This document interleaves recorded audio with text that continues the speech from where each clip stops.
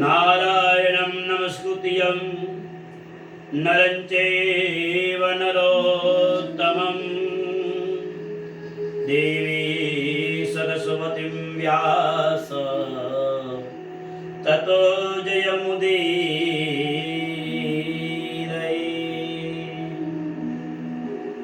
પુરુષોત્તમ માસમાં પ્રથમ અધ્યાયની કથા શ્રવણ કરીએ. જે એક નિમિષ ક્ષણ માત્ર પણ પ્રભુનું ચિંતન કરે છે, પ્રભુને યાદ કરે છે. પ્રભુને યાદ કર્યા વિના રહી ના શકે તેવા ઋષિ મુનિઓ નૈમિષારણ્યમાં અનેક શિષ્યો સાથે મોટો યજ્ઞ સત્સંગ કરતા હતા. ધર્મ સમાજનું કલ્યાણની ચર્ચાઓ કરતા હતા અને જગદીશ દ્વારા આ જગતનું કલ્યાણ થાય, પરમાત્મા એટલે જગદીશ અને જગદીશ દ્વારા જગતનું કલ્યાણ થાય એના માટે ઉપદેશો આપતા હતા. એક વખત મહર્ષિ વ્યાસના શિષ્ય સુદ પુરાણી શિષ્યો સાથે એ નૈમિષારણ્યમાં આવ્યા હતા. તેમને જોઈ મહાન ઋષિઓ પણ ત્યાં આવ્યા. સૌનક નામના આ મહર્ષિએ સુદ પુરાણીને પૂછ્યું, આપ કુશળ કથાકાર છો, તો આપ માનવીઓ અજ્ઞાન રૂપી અંધકારને દૂર કરી અને એનું કલ્યાણ થાય એવી કથાઓ અમને સંભળાવો. ઋષિઓ કહે છે. કોને કહે છે? સુદ પુરાણીને. સુદ પુરાણી એટલે રોમહંસણ. પિતા એ ક્ષત્રિય છે ને માતા બ્રાહ્મણ છે. એમના દ્વારા જે ઉત્પત્તિ થઈ છે એટલે કહેવાનું સુદ પુરાણી. પણ એ વ્યાસજીના શિષ્ય હતા, પુરાણોમાં વિદ્વાન હતા. સુદ પુરાણી કહ્યું, જેનાથી જગતનું કલ્યાણ થાય એ ઉત્તમ મંગળ ઉત્તમ છે. હું પણ એ હેતુથી દક્ષિણની તીર્થની યાત્રાઓ કરીને આવ્યો છું. અનેક તીર્થ યાત્રાઓ કરી છે. દક્ષિણની તમામ તીર્થયાત્રાઓ કરી, પૂર્વની તીર્થયાત્રાઓ કરી છે. બદ્રિકા આશ્રમ ગયો હતો એ કહે, તે પ્રભુના દર્શન કર્યા. ત્યારબાદ સરસ્વતીના કિનારે આવી અને ત્યાં પણ હું રોકાણો હતો.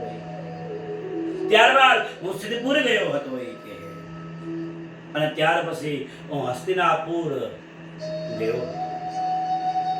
ત્યાં મેં સમાચાર સાંભળ્યા કે રાજા પરીક્ષિતને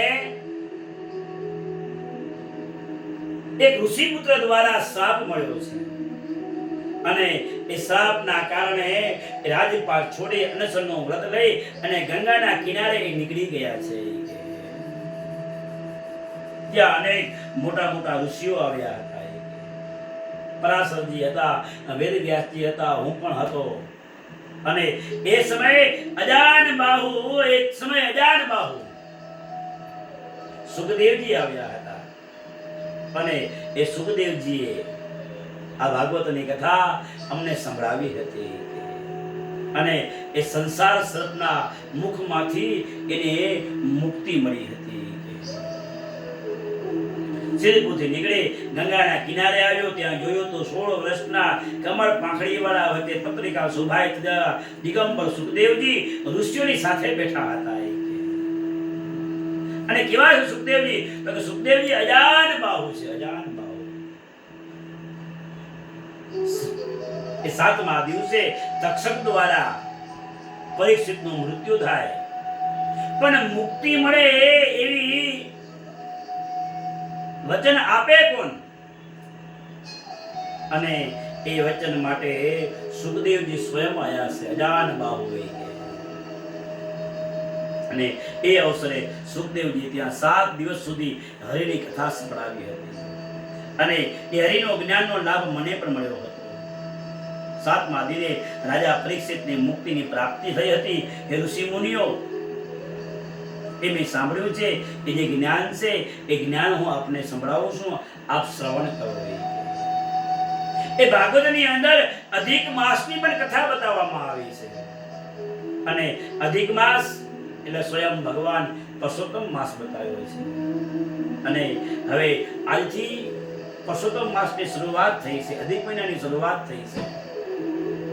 તો ઋષિઓ, હું તમને અધિક માસના મહિમાની કથા શ્રવણ કરાવું છું. આપ સાંભળો.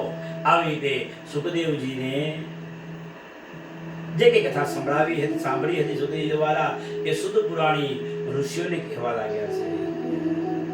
અને હવે આગળના અધ્યાયમાં એ પવિત્ર એવા પ્રશ્નો કર્યા છે. તો આવો એ ભગવાનની કથા આપણે કાલે શ્રવણ કરીશું. ઓમ